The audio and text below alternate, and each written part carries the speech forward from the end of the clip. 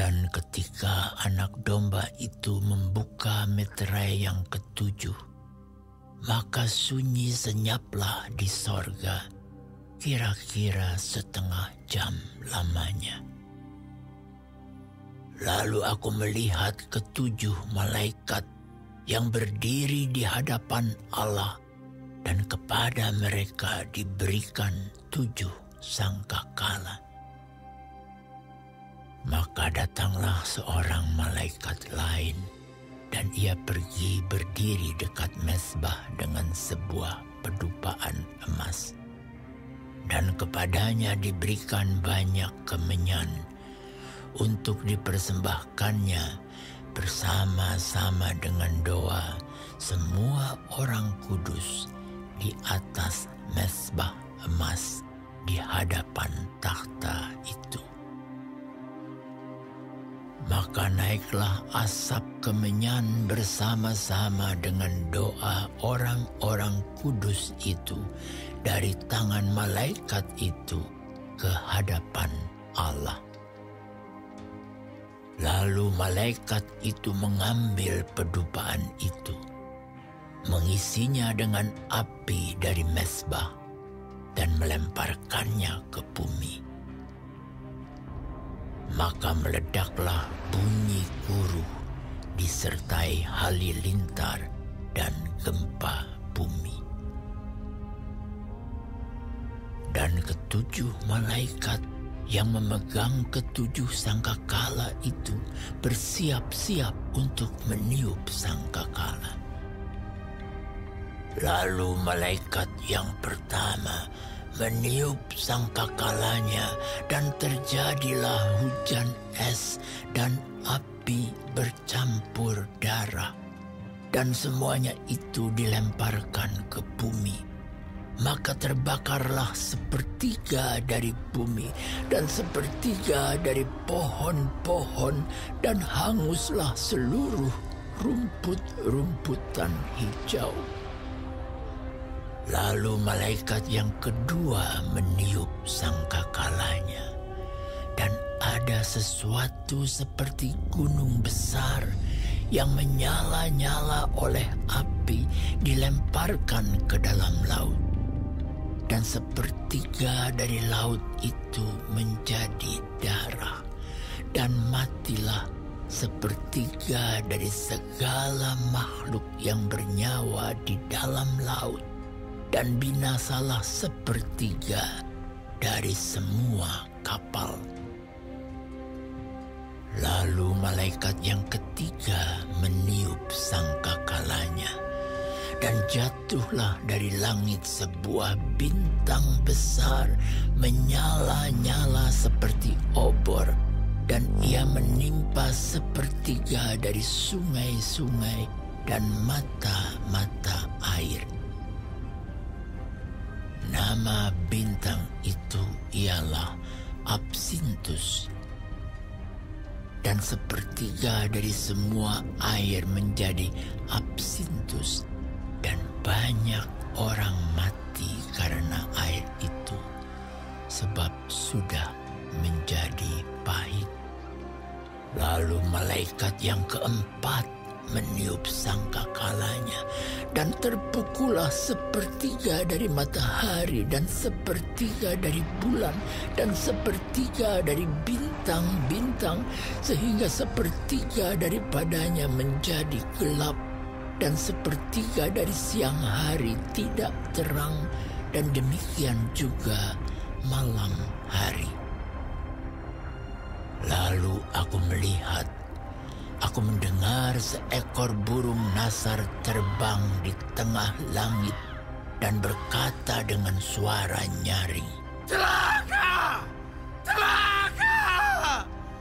Celakalah mereka yang diam di atas bumi, oleh karena bunyi sangkakala ketiga malaikat lain yang masih akan meniup sangkakalanya."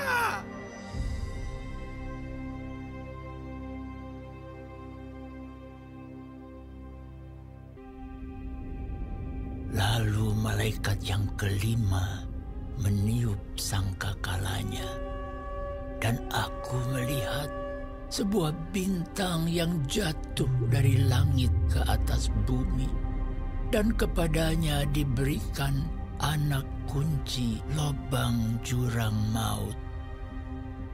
Maka dibukanyalah pintu lobang jurang maut itu. Lalu naiklah asap dari lobang itu, bagaikan asap tanur besar, dan matahari dan angkasa menjadi gelap oleh asap lobang itu. Dan dari asap itu berkeluaranlah belalang-belalang ke atas bumi, dan kepada mereka diberikan kuasa sama seperti kuasa kalajengking di bumi. Dan kepada mereka dipesankan supaya mereka jangan merusakkan rumput-rumput di bumi atau tumbuh-tumbuhan ataupun pohon-pohon, melainkan hanya manusia yang tidak memakai meterai Allah di dahinya. Dan mereka diperkenankan bukan untuk membunuh manusia, melainkan hanya untuk menyiksa mereka 5 bulan lamanya. Dan siksaan itu seperti siksaan kalajengking apabila ia menyengat manusia. Dan pada masa itu, orang-orang akan mencari maut, tetapi mereka tidak akan menemukannya. Dan mereka akan ingin mati, tetapi maut lari dari mereka. Dan rupa belalang-belalang itu sama seperti kuda yang disiapkan untuk peperangan. Dan di atas kepala mereka ada sesuatu yang menyerupai mahkota emas.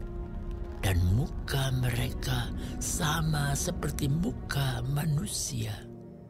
Dan rambut mereka sama seperti rambut perempuan, dan gigi mereka sama seperti gigi singa. Dan dada mereka sama seperti baju zirah, dan bunyi sayap mereka bagaikan bunyi kereta-kereta yang ditarik banyak kuda yang sedang lari ke medan peperangan. Dan ekor mereka sama seperti kalajengking dan ada sengatnya. Dan di dalam ekor mereka itu terdapat kuasa mereka untuk menyakiti manusia 5 bulan lamanya. Dan raja yang memerintah mereka ialah malaikat jurang maut. Namanya dalam bahasa Ibrani ialah Abaddon, dan dalam bahasa Yunani ialah Apollyon. Celaka yang pertama sudah lewat. Sekarang akan menyusul 2 celaka lagi. Lalu malaikat yang ke-6 meniup sangkakalanya, dan aku mendengar suatu suara keluar dari ke-4 tanduk mezbah emas yang di hadapan Allah, dan berkata kepada malaikat yang ke-6 yang memegang sangkakala itu, "Lepaskanlah ke-4 malaikat yang terikat dekat sungai besar Efrat itu." Maka dilepaskanlah ke-4 malaikat yang telah disiapkan bagi jam dan hari, bulan dan tahun, untuk membunuh 1/3 dari umat manusia. Dan jumlah tentara itu ialah 20.000 laksa pasukan berkuda. Aku mendengar jumlah mereka. Maka demikianlah aku melihat dalam penglihatan ini kuda-kuda dan orang-orang yang menungganginya. Mereka memakai baju zirah, merah api dan biru, dan kuning belerang warnanya. Kepala kuda-kuda itu sama seperti kepala singa, dan dari mulutnya keluar api dan asap dan belerang.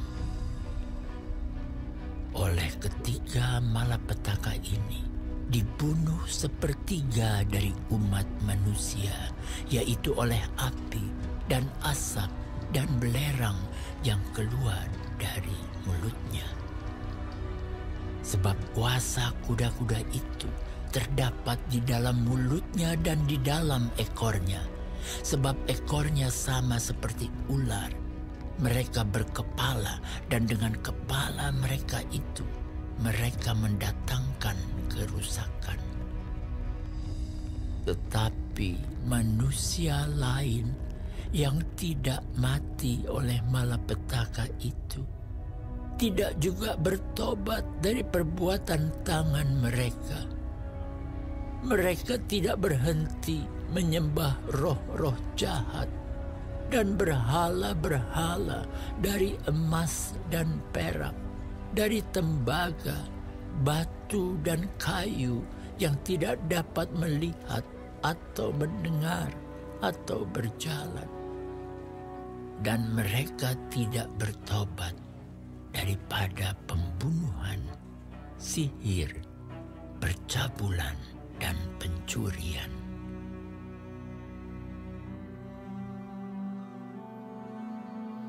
Dan aku melihat seorang malaikat lain yang kuat turun dari sorga, berselubungkan awan, dan pelangi ada di atas kepalanya, dan mukanya sama seperti matahari, dan kakinya bagaikan tiang api. Dalam tangannya ia memegang sebuah gulungan kitab kecil yang terbuka. Ia menginjakkan kaki kanannya di atas laut dan kaki kirinya di atas bumi. Dan ia berseru dengan suara nyaring, sama seperti singa yang mengaum. Dan sesudah ia berseru, ketujuh guru itu memperdengarkan suaranya. Dan sesudah ketujuh guru itu selesai berbicara, aku mau menuliskannya, tetapi aku mendengar suatu suara dari sorga berkata, "Meteraikanlah apa yang dikatakan oleh ketujuh guru itu, dan janganlah engkau menuliskannya." Dan malaikat yang kulihat berdiri di atas laut dan di atas bumi mengangkat tangan kanannya ke langit. Dan ia bersumpah demi Dia yang hidup selama-lamanya, yang telah menciptakan langit dan segala isinya, dan bumi dan segala isinya, dan laut dan segala isinya. Katanya, tidak akan ada penundaan lagi. Tetapi pada waktu bunyi sangkakala dari malaikat yang ketujuh, yaitu apabila ia meniup sangkakalanya, maka akan genaplah keputusan rahasia Allah, seperti yang telah ia beritakan kepada hamba-hambanya, yaitu para nabi. Dan suara yang telah kudengar dari langit itu berkata pula kepadaku, katanya, "Pergilah, ambillah gulungan kitab yang terbuka di tangan malaikat, yang berdiri di atas laut dan di atas bumi itu." Lalu aku pergi kepada malaikat itu dan meminta kepadanya supaya ia memberikan gulungan kitab itu kepadaku. Katanya kepadaku, ambillah dan makanlah dia. Ia akan membuat perutmu terasa pahit, tetapi di dalam mulutmu ia akan terasa manis seperti madu. Lalu aku mengambil kitab itu dari tangan malaikat itu dan memakannya. Di dalam mulutku ia terasa manis seperti madu. Tetapi sesudah aku memakannya, perutku menjadi pahit rasanya. Maka ia berkata kepadaku, engkau harus bernubuat lagi kepada banyak bangsa dan kaum dan bahasa dan raja.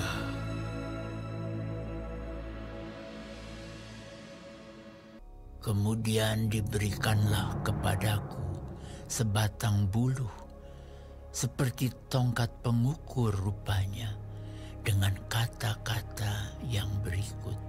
Bangunlah dan ukurlah bait suci Allah dan mezbah dan mereka yang beribadah di dalamnya. Tetapi kecualikan pelataran bait suci yang di sebelah luar. Janganlah engkau mengukurnya, karena ia telah diberikan kepada bangsa-bangsa lain. Dan mereka akan menginjak-injak kota suci 42 bulan lamanya. Dan aku akan memberi tugas kepada 2 saksiku, supaya mereka bernubuat sambil berkabung 1260 hari lamanya. Mereka adalah kedua pohon zaitun dan kedua kaki dian yang berdiri di hadapan Tuhan semesta alam. Dan jikalau ada orang yang hendak menyakiti mereka, keluarlah api dari mulut mereka menghanguskan semua musuh mereka. Dan jikalau ada orang yang hendak menyakiti mereka, maka orang itu harus mati secara itu. Mereka mempunyai kuasa menutup langit, supaya jangan turun hujan selama mereka bernubuat. Dan mereka mempunyai kuasa atas segala air untuk mengubahnya menjadi darah, dan untuk memukul bumi dengan segala jenis malapetaka setiap kali mereka menghendakinya. Dan apabila mereka telah menyelesaikan kesaksian mereka, maka binatang yang muncul dari jurang maut akan memerangi mereka dan mengalahkan serta membunuh mereka. Dan mayat mereka akan terletak di atas jalan raya kota besar, yang secara rohani disebut Sodom dan Mesir, di mana juga Tuhan mereka disalibkan. Dan orang-orang dari segala bangsa dan suku dan bahasa dan kaum melihat mayat mereka 3,5 hari lamanya. Dan orang-orang itu tidak memperbolehkan mayat mereka dikuburkan. Dan mereka yang diam di atas bumi bergembira dan bersuka cita atas mereka itu, dan berpesta dan saling mengirim hadiah, karena kedua nabi itu telah merupakan siksaan bagi semua orang yang diam di atas bumi. 3,5 hari kemudian masuklah roh kehidupan dari Allah ke dalam mereka, sehingga mereka bangkit, dan semua orang yang melihat mereka menjadi sangat takut. Dan orang-orang itu mendengar suatu suara yang nyaring dari sorga berkata kepada mereka, "Naiklah kemari." Lalu naiklah mereka ke langit, diselubungi awan, disaksikan oleh musuh-musuh mereka. Pada saat itu terjadilah gempa bumi yang dahsyat, dan 1/10 bagian dari kota itu rubuh, dan 7.000 orang mati oleh gempa bumi itu. Dan orang-orang lain sangat ketakutan, lalu memuliakan Allah yang di sorga. Celaka yang kedua sudah lewat. Lihatlah, celaka yang ketiga segera menyusul. Lalu malaikat yang ketujuh meniup sangkakalanya, dan terdengarlah suara-suara nyaring di dalam sorga. Katanya, "Pemerintahan atas dunia dipegang oleh Tuhan kita, dan Dia yang diurapinya, dan Ia akan memerintah sebagai Raja sampai selama-lamanya." Dan ke-24 tua-tua yang duduk di hadapan Allah di atas takhta mereka tersungkur dan menyembah Allah sambil berkata, Kami mengucap syukur kepadamu ya Tuhan, Allah yang Maha Kuasa, yang ada dan yang sudah ada, karena Engkau telah memangku kuasa-Mu yang besar dan telah mulai memerintah sebagai Raja. Dan semua bangsa telah marah, tetapi amarah-Mu telah datang, dan saat bagi orang-orang mati untuk dihakimi, dan untuk memberi upah kepada hamba-hamba-Mu, nabi-nabi dan orang-orang kudus, dan kepada mereka yang takut akan nama-Mu, kepada orang-orang kecil dan orang-orang besar, dan untuk membinasakan barang siapa yang membinasakan bumi. Maka terbukalah bait suci Allah yang di sorga, dan kelihatanlah tabut perjanjiannya di dalam bait suci itu. Dan terjadilah kilat dan deru guruh dan gempa bumi dan hujan es lebat.